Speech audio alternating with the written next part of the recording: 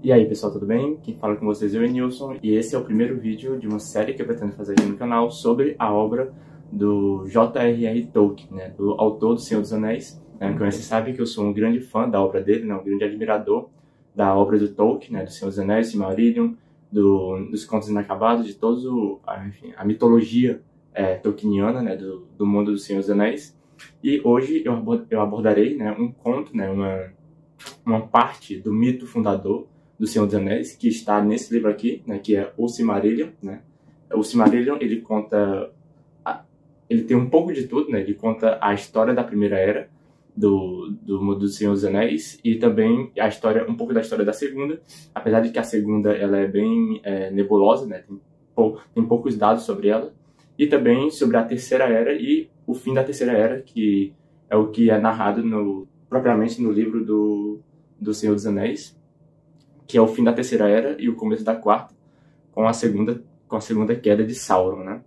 Muito bem, mas o conto que eu vou abordar hoje é o Ainundalie, né? Que é o conto primordial da criação do mundo no Senhor dos Anéis. Aqui, ó, no começo do livro você tem o Ainundalie, que é o conto dos Ainur, né? O conto que fala sobre a criação e as atividades dos Ainur. Os Ainur, eles foram os primeiros deuses, por assim dizer, criados por Ilúvatar. Ilúvatar, ele é literalmente o deus no universo do Senhor dos Anéis. Os Ainur, eles são uma raça que, antes de tudo, né, eles cantaram. No mundo do Senhor dos Anéis, a realidade foi criada a partir de uma música, né, que é a música dos Ainur. No princípio havia Ilúvatar e ele criou os Ainur. E esses Ainur, antes de tudo, eles cantaram como se fosse uma grande sinfonia. E essa sinfonia, ela moldou toda a história que iria se passar posteriormente, toda a história do mundo, né? Então, assim, a drama do mundo, antes de tudo, existiu como uma música no universo do Senhor dos Anéis. Depois que eles cantaram a música primordial, né, da criação do mundo, Ilúvatar deu a visão para eles. Eles puderam ver o desenrolar de toda aquela história que primeiro eles tinham criado aquilo dali através da música, mas agora eles estavam tendo acesso àquilo visualmente, né? Porque Ilúvatar, ele tem uma parte muito bonita, né? Que o Tolkien descreve que Ilúvatar criou o mundo, lançou no coração do mundo o fogo, né? A chama primordial, e deu vida àquilo dali, né? Ele deu vida a criar a música dos Ainur, né?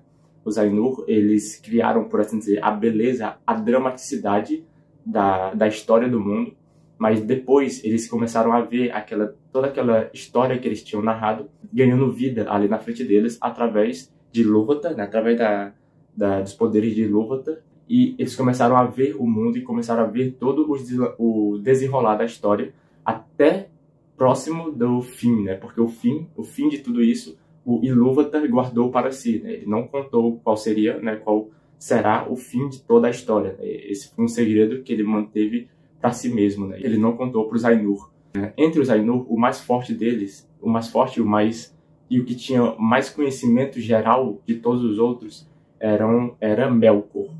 Porque os Ainur, eles eram literalmente rebentos do pensamento de Ilúvatar, né? É tipo aquela ideia de fractalização, né? De que um ser primordial e eterno, absoluto, ele se fractaliza em outros aspectos de si mesmo, né? E aí ele se fractalizou, ele criou esses rebentos de seu próprio pensamento, e esses rebentos são os Ainur, né? E cada um desses Ainur ficou responsável por por assim dizer, por certo aspecto da realidade, né? E a partir dessa música, os principais Ainur, o conto, né, da ideia de que foram vários, mas os principais são 14, né, que são também conhecidos como Valar. Eles receberam esse nome depois que eles desceram para Arda, que é o reino da Terra, né, que é o reino da Terra-média, ou enfim, da Terra como nós conhecemos. Você tem o Umu, que é o Ainur das águas. Você tem o Manwë, é o Ainur do ar, e o Aulë é o Ainur da terra, e assim por diante, né? Tem vários Ainur. Como eu falei, os que desceram para a terra foram 14 ao total, né? 7 homens e 7 mulheres, e foram responsáveis por criar o reino da terra, que no Senhor dos Anéis é chamada de Arda. Mas como eu ia falando, Melkor, por assim dizer, ele era o mais poderoso dos Ainur e ele era o que tinha mais conhecimento de todos os pensamentos dos seus irmãos, né? Ele tinha um pouco do conhecimento de cada um dos Ainur, né? Ou seja, ele tinha um conhecimento meio geral do todo e isso acabou gerando nele uma certa vontade de criar coisas próprias para si, diferente do pensamento de Ilúvatar, né? E essa é a concepção tolkieniana, por assim dizer, da geração do mal no mundo, né? A criação do mal no mundo nasce a partir do distanciamento do pensamento do ser, do pensamento primordial, que é o de Ilúvatar, né? Então, o Melkor, ele começa a querer incrementar na música dos Ainur algo diferente, algo que destoa do restante, algo que destoa do pensamento de Ilúvatar. No entanto, toda vez que ele tenta incrementar ali uma nota, né, um pensamento diferente, Ilúvatar consegue remediar aquela nota destoante e recolocá-la dentro da música geral, dentro da música central que ele tinha planejado desde o começo. Então, toda vez que o Melkor tenta fazer algo diferente, ele consegue, mas essa coisa diferente acaba sendo incorporada dentro da ideia central, da ideia primordial de Ilúvatar, né?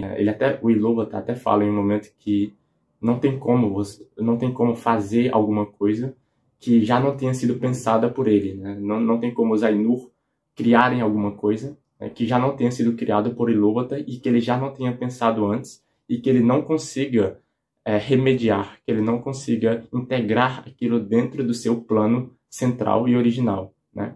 É a ideia da subcriação, né, que é uma ideia muito presente no Tolkien, de que o ser humano ele não consegue criar propriamente dito, mas ele só consegue subcriar, né? Ou seja, criar a partir da criação primordial, que é a criação de Deus, né? Ou seja, Deus criou o mundo dentro da sua ideia central, da sua ideia geral, do seu pensamento, e o ser humano ele só consegue subcriar a partir dessa criação primordial, né? Mas o Melkor ele começa a deixar que cresça no seu coração um tipo de arrogância e um tipo de ambição, né? Um tipo de ambição que lhe leva a buscar coisas próprias e dominação própria. Então, o Melkor vai para o vazio, né? Para o vazio onde ainda não tem nenhuma criação, e ele começa a tentar criar coisas próprias lá, né? Ou seja, coisas totalmente independentes de Ilúvatar, né? Totalmente independentes de Deus, por assim dizer. Mas muito bem, quando o Ilúvatar cria, enfim, o mundo, né? Cria propriamente o mundo, ou seja, materializa o mundo, né? E ele mostra toda a história do mundo para os Ainur. Eles ficam impressionados, né? Principalmente com o surgimento dos filhos de Ilúvatar, né? Os filhos de Ilúvatar são os homens e os elfos, né? E eles foram uma criação própria de Ilúvatar. Eles não foram uma criação dos Ainur. É por isso que os Ainur se apaixonam por eles, né? O maior objeto de seu amor são os filhos de Ilúvatar, e é por isso que eles decidem descer para Arda, né? Descer para a Terra, para criar esse mundo que serviria como lar para os filhos de Ilúvatar que viriam posteriormente, né? Então, 14 desses Ainur descem para a Terra, né? Descem para Arda, né? Junto deles também vão alguns Maiar. Os Maiar são criaturas mais ou menos do mesmo nível que os Ainur, só que um pouco mais abaixo, né? De uma ordem um pouco mais abaixo, que também são responsáveis por servir os Ainur e ajudar na criação do mundo. O problema é que entre esses 14, na verdade era o 15º, né, deles também estava Melkor, né? E Melkor, ele desce também para a Terra.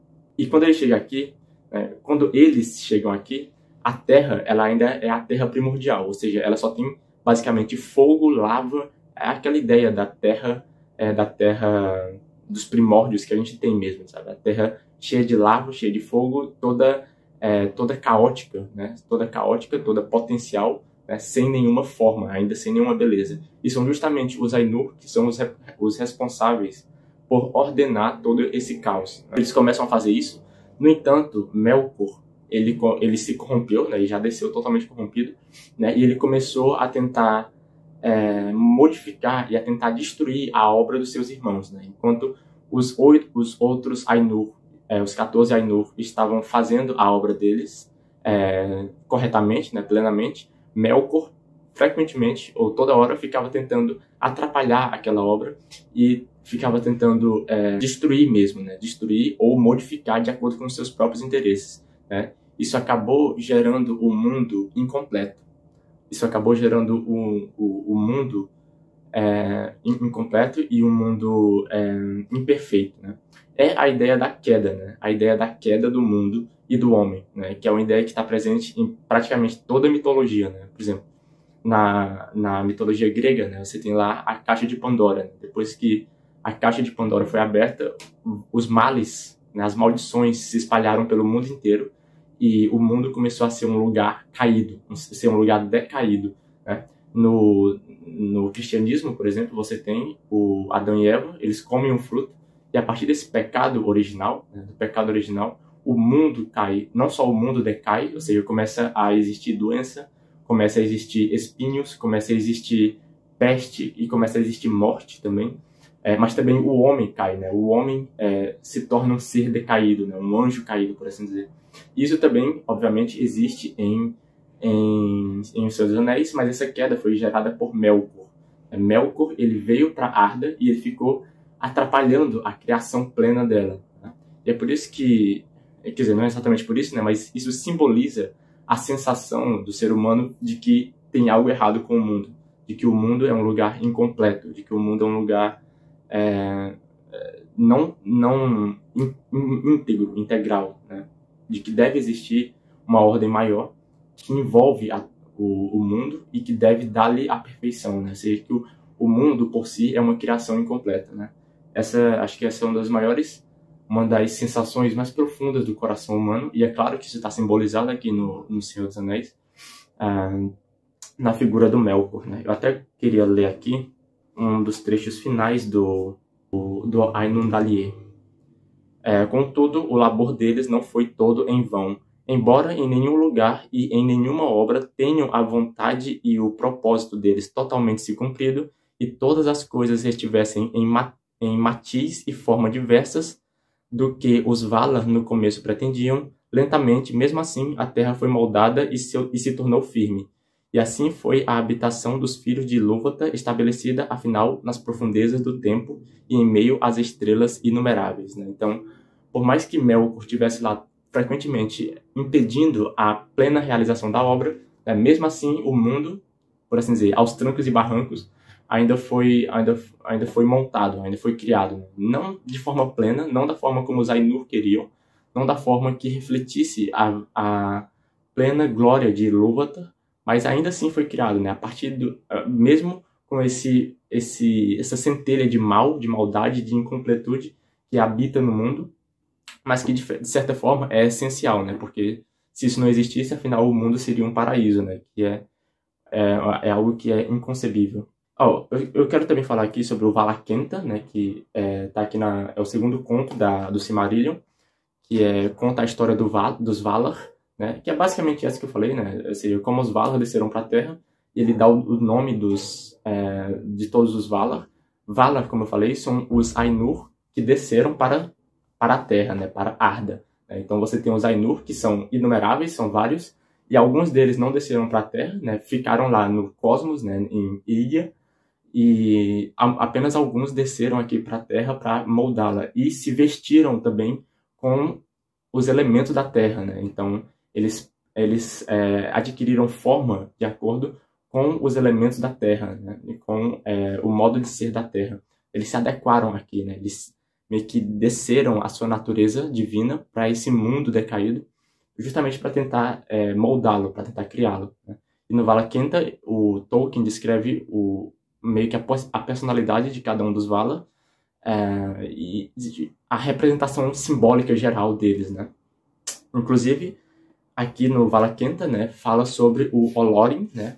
Olorin, posteriormente, a gente saberá que é o Gandalf, né? Que é o Gandalf que desceu para a Terra muito tempo depois para ajudar, né, ali na derrota de Sauron, né?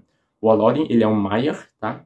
Ele é dito que ele é o mais sábio dos Maiar, e é dito também que ele frequentemente visitava a Niena, né? A Niena, ela é uma Valar, que é a Valar do pranto e da piedade, né?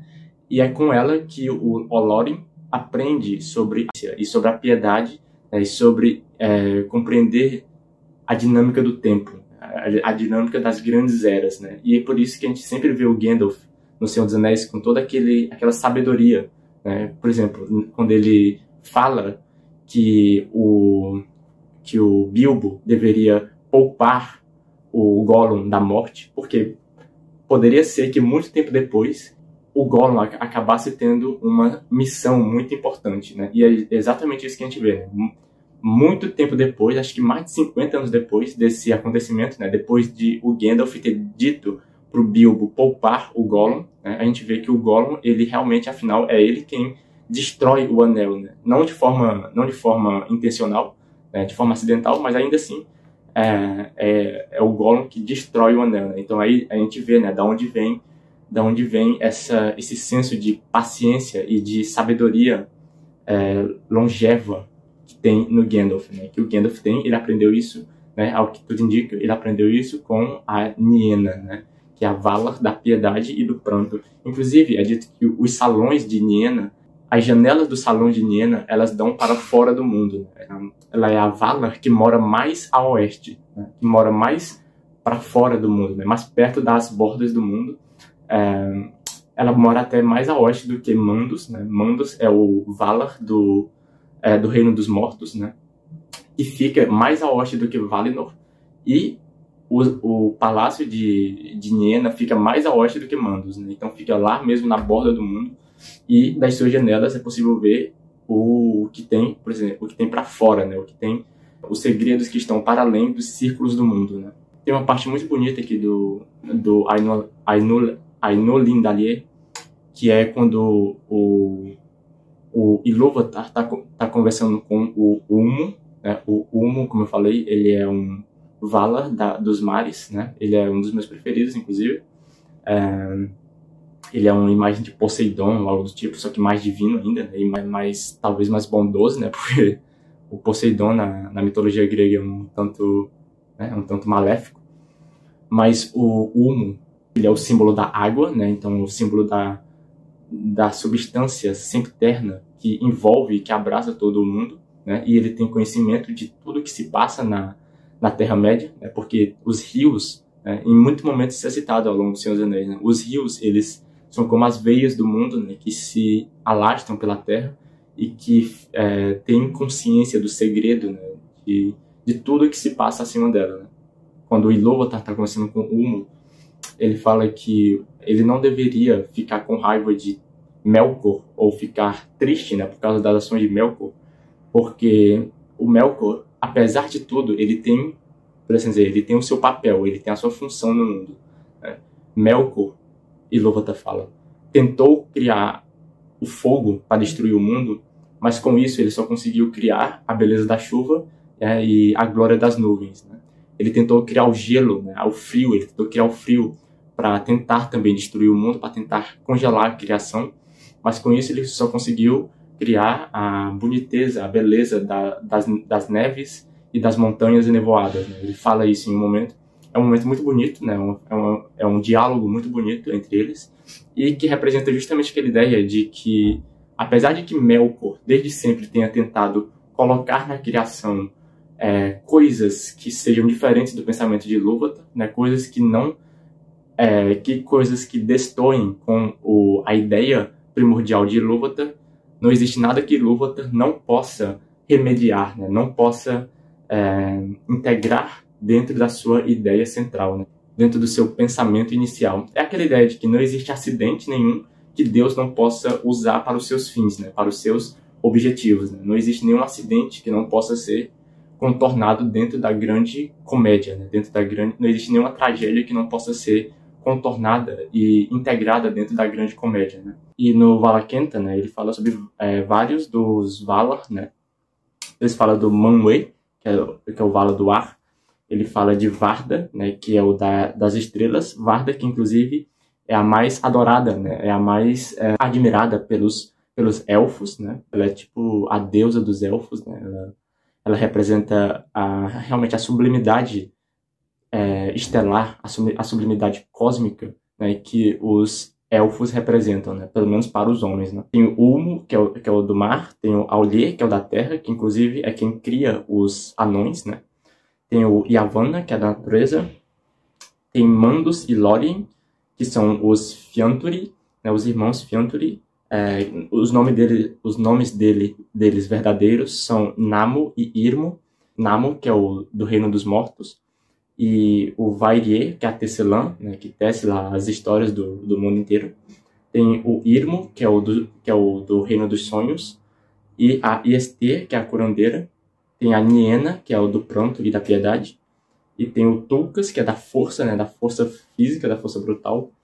E a Nessa, que é uma que fica dançando lá nos jardins de Lórien. Tem o Oromê, que tem a conexão com a caça, né, com os cavalos e com essa parte mais, talvez assim, mais bélica. E a Vanna, que é uma Valar, que é sempre jovem, né, que representa assim a juventude. E depois desses você tem os Maiar, né, que são vários que ficam, que ajudam os Valar nas suas missões e nas suas construções, né. Aqui nessa edição também conta com uma carta do Tolkien para seu amigo, né, para o Milton Waldman, uma carta de 1951, onde ele explica muitos pontos da sua concepção geral sobre o Silmarillion e sobre o Senhor dos Anéis. Ele fala muito sobre a questão da queda, da mortalidade e da máquina, né, que é também chamada de magia, né, ou seja, existiu uma queda no mundo, né? Existe uma queda no mundo e na natureza humana, né? A natureza humana ela é caída, ela é decaída, né? Existe uma queda primordial que compõe não só o mundo, mas também o ser humano. Essa queda levou à mortalidade, né? Essa queda causou a mortalidade no mundo, né? A mortalidade, a morte, ela gera medo no homem, e o homem, a partir disso, busca o poder para tentar dominar a natureza e, quiçá, talvez um dia dominar a própria mortalidade, né? Aí que entra a questão da magia também, né? A noção de máquina, se eu não me engano, até mesmo o radical de máquina provém do mesmo radical de magia, né? Porque a gente pensa que não, mas a tecnologia que a gente tem hoje em dia, né? As máquinas que a gente tem hoje em dia, inclusive essa, né, com a qual eu estou gravando e com a qual você está vendo o vídeo, ela está profundamente próxima da ideia de magia. A ideia de dominar a natureza, não buscando a beleza em si, não buscando a arte, mas buscando a dominação dela e benefícios, né, e manipulações próprias, né. Essa é a diferença que, inclusive, a Galadriel explica em um momento lá do Senhor dos Anéis, a diferença entre a magia de Sauron e a magia dos elfos. A magia dos elfos, ela é, por assim dizer, arte, né. Isso também o Tolkien explica aqui na carta. A magia dos elfos, ela é arte. Ela é uma magia que se destina apenas a buscar a beleza intrínseca das coisas, né? A beleza intrínseca da realidade e representá-la.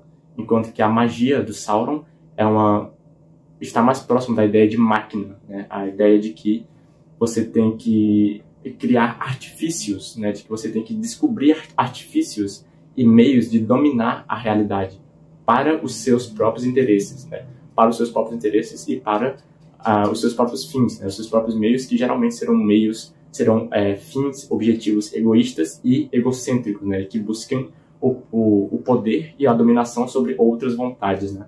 Essa é uma diferença fundamental, né, aqui na concepção de Tolkien, né? A ideia de máquina está muito mais próxima à ideia de magia, enquanto que a magia dos elfos é uma magia que lembra muito a arte, né? Ou seja, é a beleza por si só, né? Ou seja, criar coisas belas.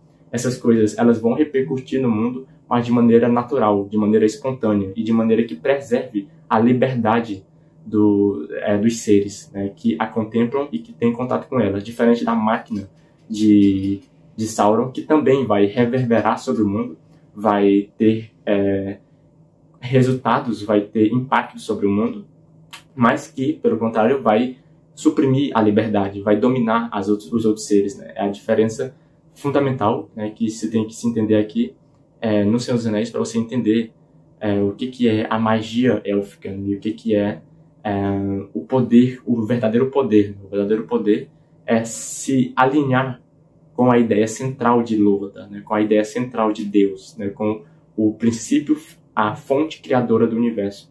Enquanto que o poder, o mal, ocorre quando você se distancia dessa vontade primordial, né? Dessa ideia primordial, e você começa a buscar interesses próprios, né? Começa a buscar maquinações próprias para os seus próprios interesses, diferentes ou distantes dos interesses de Ilúvatar. Se é que Ilúvatar tem algum interesse, né? Interesse no sentido de desejo. Assim. Isso denota assim, realmente a diferença de natureza, né, entre eles dois. Isso se conecta muito com a ideia que eu estava tendo essa semana de que na camada mais profunda da realidade existe um profundo mistério, né, um grande mistério. Né? Quando você vai cavando nas coisas, né, quando você vai estudando tanto o mundo quanto as pessoas, a sociedade e tudo, e como as coisas funcionam, você começa a chegar em profundos mistérios, inclusive envolvendo o próprio conhecimento, o próprio ato de conhecer. Né? Por exemplo, o que é a realidade e o que é você, e como você pode compreender a realidade. Né?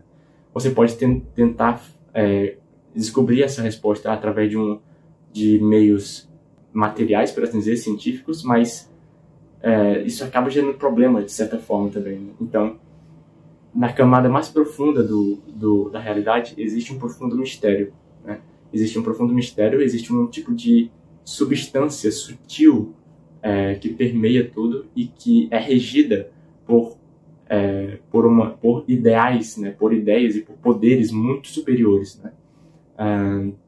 E eu acho que isso se conecta com essa questão da música. Né? Ou seja, na camada mais profunda e primordial do mundo, existe uma música cantada por deuses, né? Cantada por deuses que foi gerado, primeiro de tudo, na mente do Criador, né? Na mente de Deus, na mente de Ilúvatar, também chamado de Eru.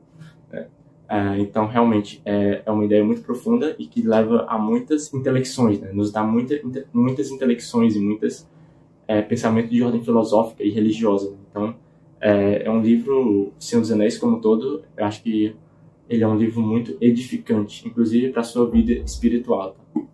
Muito bem, esse foi o vídeo. Posteriormente eu vou falar sobre o livro inteiro, né, sobre os outros contos que existem no mito. Por exemplo, o conto das Silmarillion, né, o Quenta Silmarillion, que é propriamente, né, a história do livro. Mas para começar eu vou falar só sobre esses dois, né, sobre o Ainundalier e sobre o Valakenta, né, que conta aí a história, o mito primordial da história da criação do mundo no universo do Senhor dos Anéis. Tá? Muito bem, é isso e até o próximo vídeo.